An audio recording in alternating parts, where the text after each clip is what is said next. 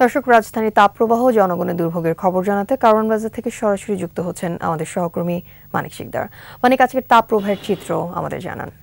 Walton air conditioner exchange অফারে split এসিতে 23,000 টাকা পর্যন্ত নিশ্চিত ছাড়। মানিক।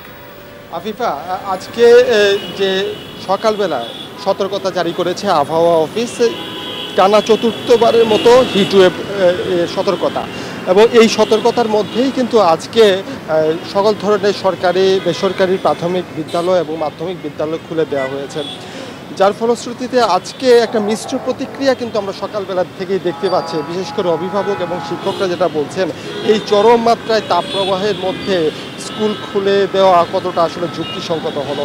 অনেকে তাদের শিশুদের নিয়ে উদ্বিগ্ন।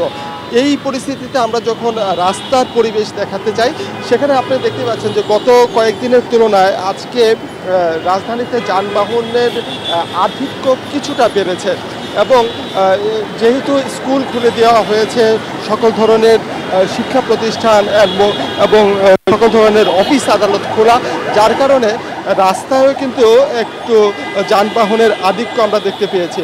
আমরা এই মুহূর্তে একজন ট্রাফিক পুলিশে কর্মরত আছেন, ওনার সাথে একটু কথা বলতে চাই। মোহাম্মদ রাজীব, আজকে রাস্তার কি পরিস্থিতি এবং গরমের ভিতরে আপনারা নিজেরাই আসলে কিভাবে এই তাপদাহর সাথে কাজ করছেন? আজকে রাস্তার পরিস্থিতি অন্যান্য দিনের তুলনায় আজকে গাড়ির সংখ্যা একটু বেশি। আজকে তো ওপেনিং ডে, আজকে রবিবার, এই জন্য গাড়ির সংখ্যা একটু বেশি। আর গরম তো বেশ কিছুদিন থেকে অনেক পড়তেছে, আর আমরা এটার সাথে অভ্যস্ত হয়ে গেছি।